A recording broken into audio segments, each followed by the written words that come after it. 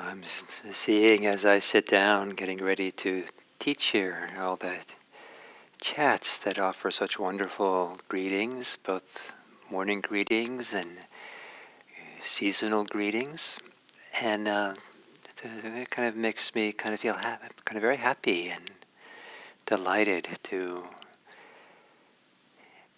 be able to be here, sharing this time, sharing this purpose of why we're gathered here.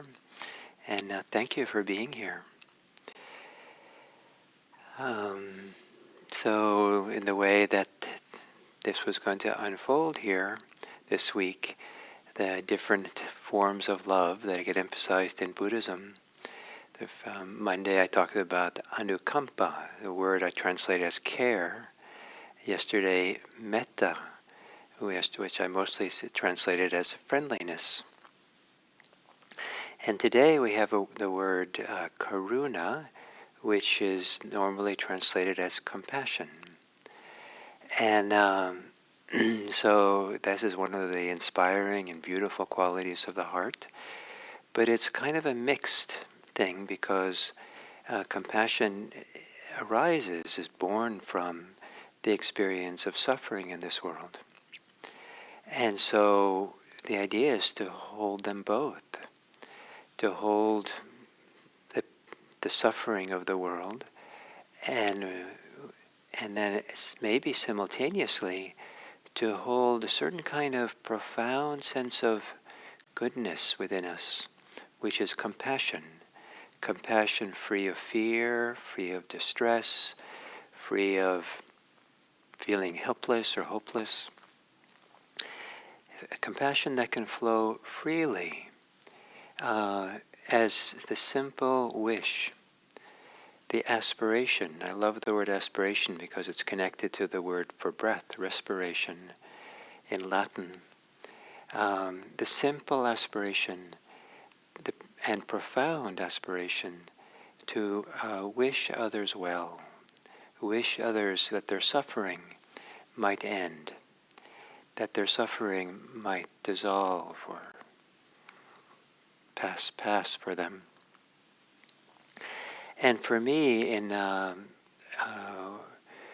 my early years of doing Buddhist practice, it was not intentional that I sat with my own suffering. I knew I was practicing to come to an end of my suffering, but what I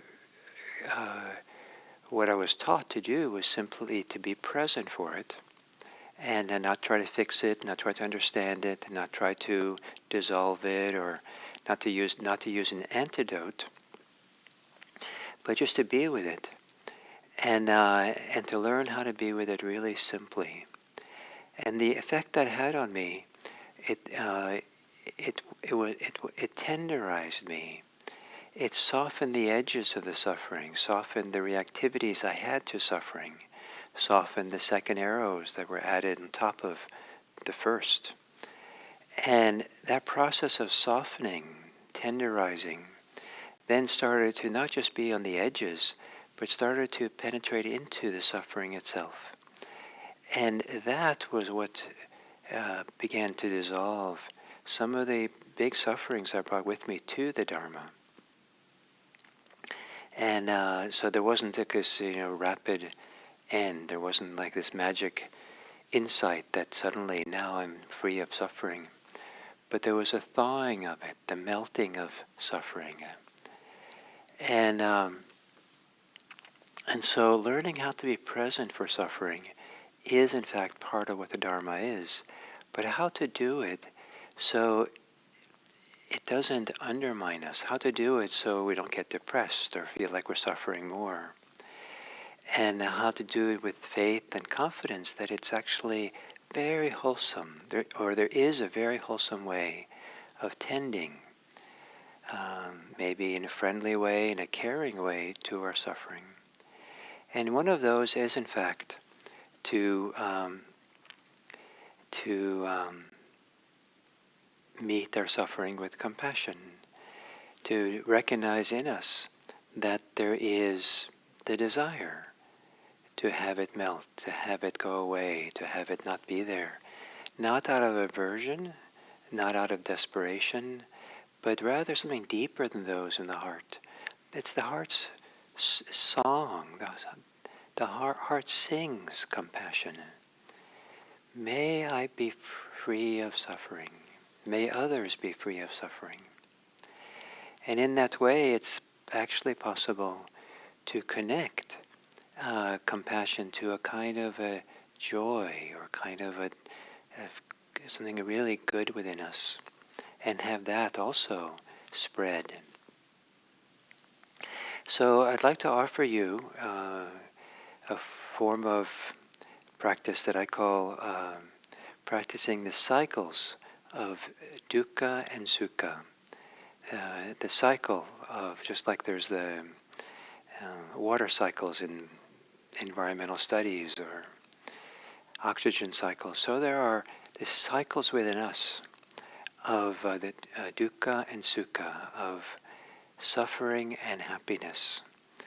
And they can coexist in a beautiful, important way. And this is somewhat like Tonglen practice in Tibetan Buddhism.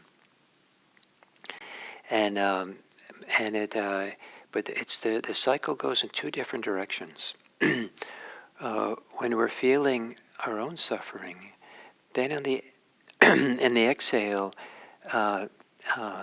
exhale, let it flow out of you, and not into the world, but maybe up into the space.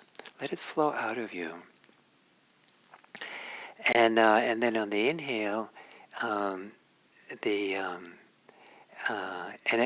that flow, and then the inhale, feel the happiness, feel some well-being, feel the joy, or the goodness, or the rightness of just being there to feel the suffering. So feeling happiness, some kind of happiness as you breathe in, and then sending the suffering out as you breathe out. That's one direction of the cycle. The other is when you feel pretty stable and somewhat resolved in some of the deeper scars we might carry, because we don't want to activate them more. There comes a time when sometimes we can do it the other way. This is more like Tonglen, where we actually imagine ourselves breathing in the suffering of the world. We receive it because it's really helpful for people to know others know their suffering, are witnessing their suffering, that they're not alone in their suffering. And then on the exhale, to send out your joy into the world. So when it's your own suffering, to breathe in joy and happiness, and exhale suffering out. When it's the suffering of the world, breathe in that suffering and offer out to the world your joy and happiness. So if you'd like to do this, if it feels appropriate for you, you can do it. I'm not going to lead you through it, because I don't want anyone to feel like they have to do it. But if you'd like, for this sitting today, you might try these two cycles of dukkha sukha, sukha dukkha. So to assume a meditation posture,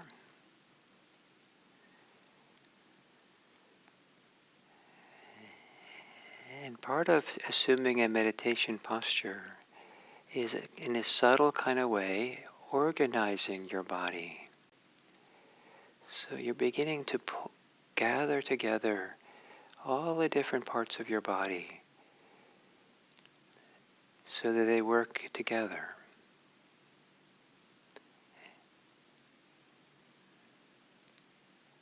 Part of the reason to relax the body is because it helps with that bringing it together, gathering it together into one organized, cooperative body.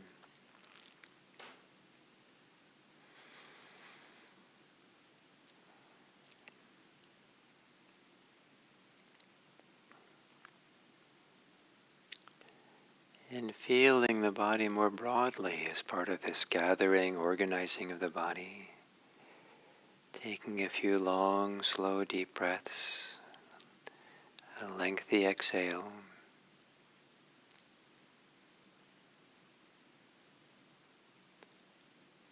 And then breathing in deeply and exhaling fully. Feel your body to see if anything can be shifted in your posture. So your body is more aligned, more in harmony with itself.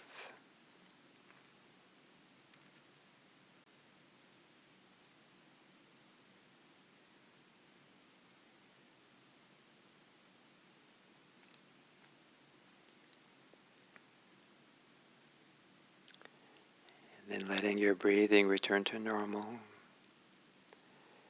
And centering yourself on your breathing, where the rhythm of breathing in and breathing out is like a gentle massage, or the gentle lapping of waves up upon the shore.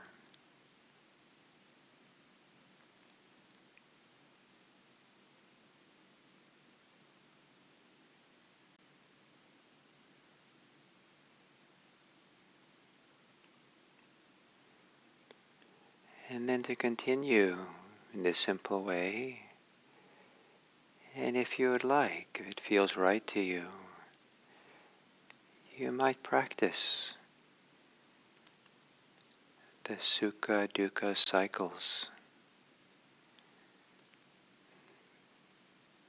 Breathing in, feeling joy, breathing out,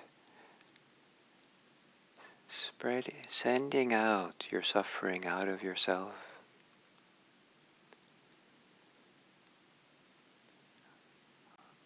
Or if the opposite is appropriate,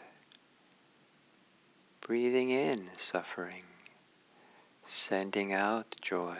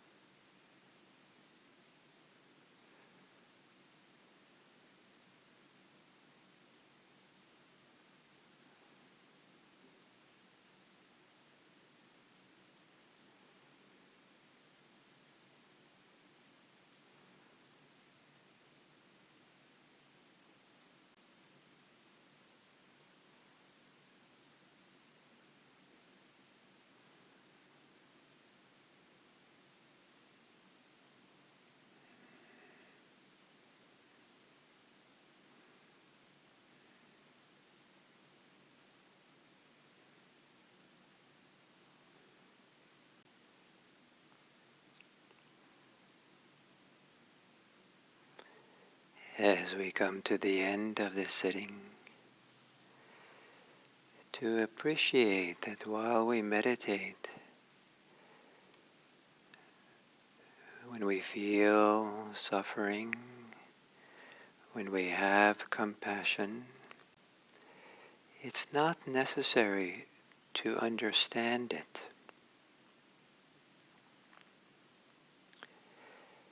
The way we're present for it can be much simpler.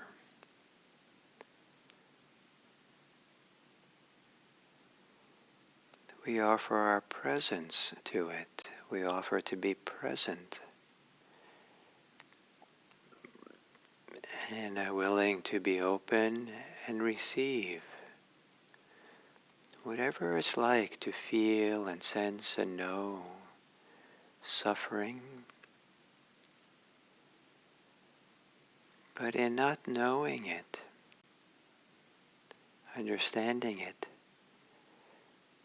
without judging it or making a story about it, it might make it easier not to be stuck in suffering or stuck in joy, but rather have it move through us. So it's not exactly us, but it's not us. It's just something that moves. And as we end this sitting, that movement can be intentionally inclusive of all beings, wishing that somehow this practice we're doing will help us serve the world, to reduce the amount of suffering the world has, to increase the amount of happiness and joy.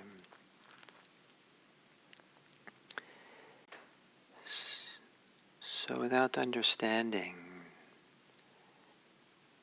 just letting it move. On the inhale, breathe in the suffering of the world. And on the exhale, breathe out whatever joy, well-being you have. Give it away. Don't hold on to your own joy. Let it go out into the world in such a way, in such a generous way that it generates more joy. Breathing in the suffering of the world. Breathing out, may all beings be happy.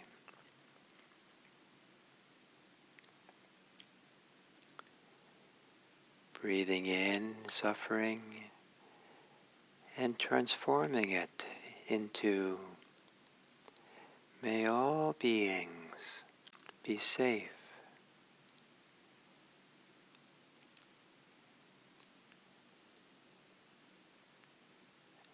Breathing in suffering of the world and letting that inspire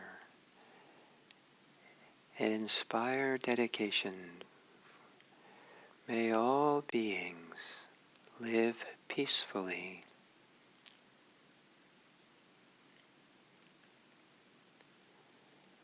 Breathing in the suffering of the world and exhaling, may all beings be free.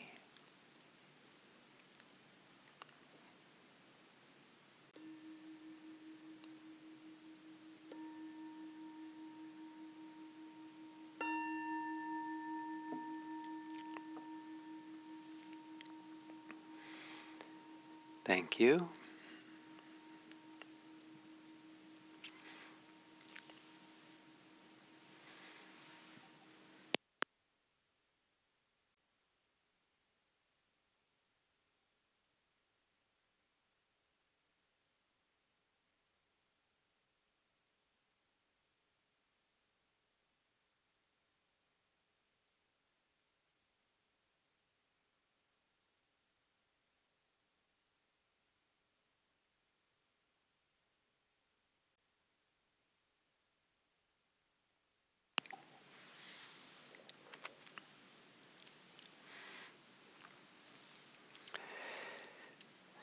Hello, and welcome to this third talk on the aspects of love, the different forms of love, or flavors of love, or qualities of love. And for me, I kind of feel that the first one I talked about, the simple, sometimes quite humble care, to offer care, makes the others a lot easier. Makes the others less likely to be something we latch onto or get attached to. That it's just simple care that gets expressed as friendliness, or care that expresses compassion, provides the friendliness, provides the compassion with a little bit of ease or openness, or maybe in some ways supports it from being too heavy. And certainly compassion can be heavy, can be a big thing, can be overwhelming at times. But that's because it's not only compassion we feel. Compassion, in my understanding, I don't want to make a claim for everyone, but my understanding is compassion always has something light, something feeling rightness to it. Even if there's pain with the compassion, it's all happening in a field within us, in a heart within us, that feels it's good. Given that they're suffering, there's a rightness, there's a goodness to feel that pain. And for sometimes compassion is held up in Buddhism as the most important social emotion. And and sometimes that can feel that way, or it can be that way, when we realize the magnitude of suffering in this world. And one of the ways to understand the magnitude is not to read the newspapers and see how big it is in Somalia and Gaza and Ukraine and around the world. Certainly that's huge. But to understand that in your own mind, how this percentage of just the way we think has stress in it, has suffering in it. And then we realize these ordinary ways of thinking that have some kind of tension built into it, unnecessary tension, unnecessary dukkha. If this is true for me, then it must be true that the level of suffering is so much vaster than I ever thought, that the human beings carry with them every thought they have sometimes comes with stress, comes with fear, comes with aversion, comes with greed. And but to encounter the enormity of it all and have a humility or a simplicity in it, to not be the savior of the world, not feel like we have to be responsible for fixing all the things, but to do something much more profound. And that is to be there to witness the humanity of others who are suffering, to witness it and listen to it and be present. One of the big moments for me with compassion was in the early 1980s.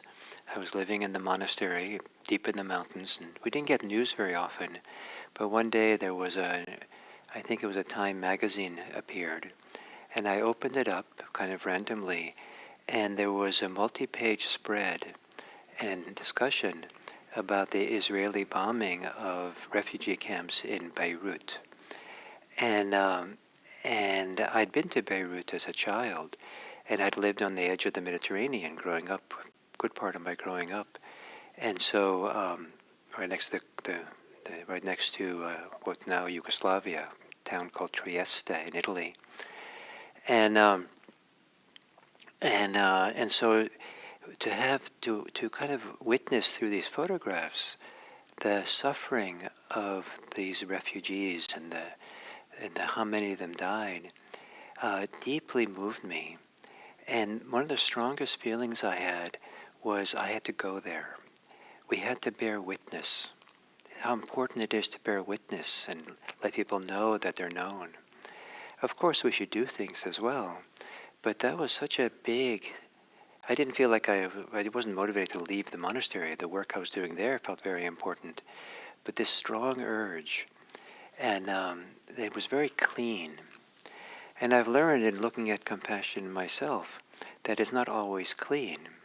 It can be burdened, it can be entangled with shoulds, ideas of shoulds and shouldn'ts. It can be entangled with a necessary burden of sense of responsibility that I have to fix it, that I have a responsibility, that I'm somehow an unnecessary degree of kind of being attached to it or reacting to it, or adding levels of attachment that take the form of despair or discouragement, distress or fear or anger.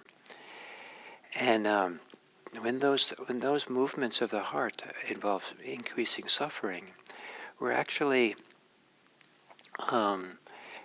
causing harm to the suffering of the world. We're adding to it. We're adding to the distress. We're not showing or meeting things with the alternative, a different way of doing it. And so some people have a lot of emphasis on empathy, how important empathy is. And I think that's, depending how what we mean by that word, empathy is really important. But if empathy is feeling what other people are feeling in exactly one-to-one correspondence, I don't think that's necessarily healthy. If someone else is suffering, if I'm suffering, I don't want someone else to suffer the same way I am, to feel my suffering and suffer the same way. What I'd like is someone recognizes the suffering. Maybe something inside of them is moved, that they feel a certain ache, they feel a certain heaviness or seriousness, or they feel something that tells them, yes, this is a human being suffering.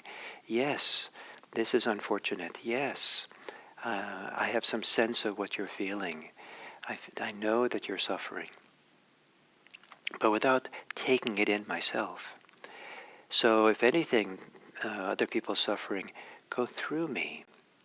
I feel it and allow them to change me and motivate me and feel compassion, but it doesn't stick in me. It doesn't become more complicated. So a big part of Buddhist practice, mindfulness practice, is to disentangle compassion, disentangle love from all the ways we get stuck with it, all the ways we get caught in it and tight around it, all the ways that we suffer because we love. We suffer because we have compassion, because somehow it's gotten mixed up with other things. So to sit in mindfulness meditation is part of this disentangling, learning where the stress points are, where the tensions are, where the extra arrows are, where the belief systems are, that are all added on top of this simplicity of compassion, so that compassion can shine.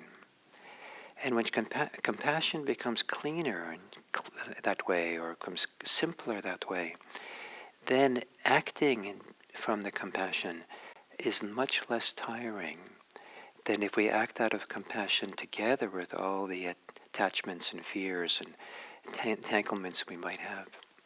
So one of the great tasks of a human life is to clarify, clean out love, clean out care and compassion, so it becomes clean and direct and simple. And see it as part of it is not just, certainly not just the empathy to feel someone else suffering. The key component of the form of love that is compassion is in fact the desire, the wish, the aspiration that others do not suffer. And it's good to act on that.